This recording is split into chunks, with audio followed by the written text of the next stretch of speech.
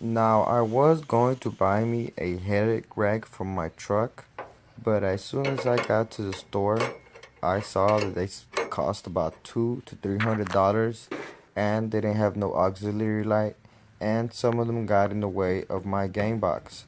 So, all in all, I decided to just build me a headache rack for my truck. As you can see, I'm using these golden nuts, bolts, and washers. They're pretty good. I got them in the package when I put on my side steps, so they're a little extra from my project of my side steps. And then I would recommend for you to use these golden washers and bolts and nuts because they're better than these silver ones. The silver ones are pretty good too, but they don't have the durability as the golden ones. So it's a durability factor. Now I'm going to put strut in the front and also in the back of my truck. Here, as you can see, I already bend the pipe and cut it, but I need a little bit more bend on it. So what I'm going to do, I'm going to grab my cheater pipe and stick it in the pipe to give me a little bit more leverage. This is how you got to do it. Now, as you can see, I already built my pipe to the rack. And what I'm going to do, I'm going to stick in my fiberglass fish tape. This way I can run my wire going from the pipe to the bottom of the next pipe. Now I'm going to use lights that are for outside, but they're also 12 volts, so they should work. Here I'm wiring up the wires. I'm going to put a crimp cap on top of it. Here's my crimper. Now with the crimp, I suggest that you make a nice crimp connection. What I like to do is I like to tie up the wire together and ball them up a little bit because this is thin wire, so sometimes they might not make good contact with the crimp connector. So just gotta make sure that it has a real nice good contact. And I'm also going to put black tape on this so there's won't be any water. Here's the lights. They're also waterproof lights, and I'm also going to spray rubber around it so the water will get inside. But they work pretty good. I'm going to use them as my lights for outside of my truck. Whenever I open my game box at night, I have a little bit of light to look inside my box. Here are side marker lights. I got them for $12 for 12 off of eBay.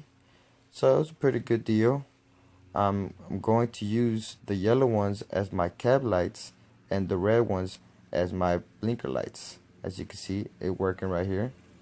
Now, I could have bought some cab lights for $35, but I rather just use these since I already have them. As you can see, I put a blue tape to make sure that I have even spacing of everything. I make sure that all the holes were evenly aligned, and then I drilled the hole. Now, what I suggest you gotta do is you gotta put silicone or some type of rubber in the bottom to make these waterproof. If not, they're gonna break on you pretty quick. That's the problem with these lights. You gotta make them waterproof, or in a couple weeks or whenever it rains, it's gonna get messed up. Now, squeeze the wire through the hole. Make sure the hole has a nice little opening. And before you put it onto the top of the truck, make sure you put silicone around it.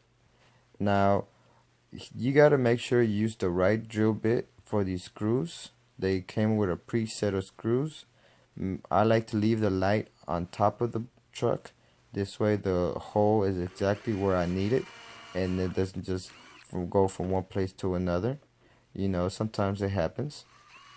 Now, another thing with these screws, you might want to also spray rubber inside them or silicone so the water won't actually drip in between the screws.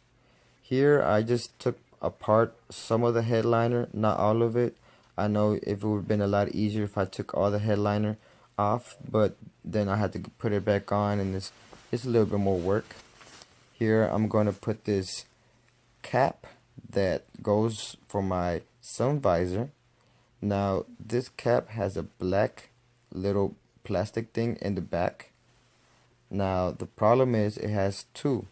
So on the other side I put a zip tie, so whenever I push this one up, I have this one here. All I had to do is just cut it and then put the next one.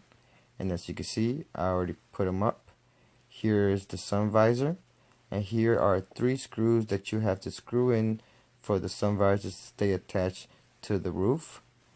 Now here's how it looks like before you put on the sun visor, and here's the sun visor before you put it on.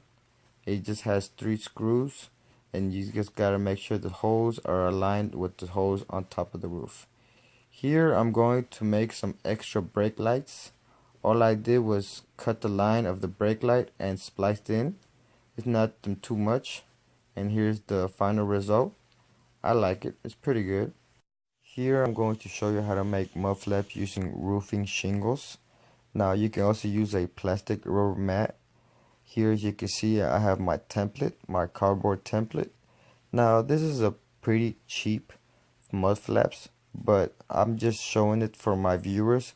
They might have a work truck that don't want to spend $70 for 4 mud flaps, and these are pretty good, and nobody will notice them unless you point it out to them.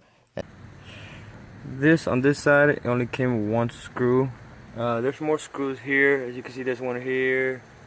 There's another one here. But it's just holding a couple of screws. I need some more. I guess you can move these screws and fit them in here, or you can use some of these self-type of screws to help you out. Now, like I said, this is just a cheap solution to making mud flaps. Now, what I would suggest is cutting the mud flap a little bit to the almost to the edge. You know, you don't want to make it too long. If not, it's gonna hit your tire if it's flapping too much. And if you do make it long, well, make sure you screw it on. I put a self-type of screw.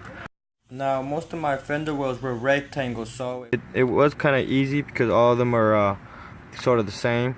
But I know on some other trucks you got to put it under the plastic, so it just depends. Like I said, it's just a cheap alternative way. I'm gonna paint it black, and I'm probably gonna change it out in a couple of months. But right now it's $75 for some. It's not worth it to me for right now. Here I'm taking off this bolt off the spring nut. Now the spring nut's what's gonna help me put the unistrut together and make my ladder rack. As you can see, the stake pockets in the back are different from the front. They go front and not side, but it's all good, it still works. Now what I'm going to do is put a bolt on the bottom of the spring nut so it won't fall down in case it gets too much weight on it. But I also trust it right now because it's pretty compressed, so I'm pretty sure it won't fall down. But you know, you got to put on belt suspenders and straps to make sure.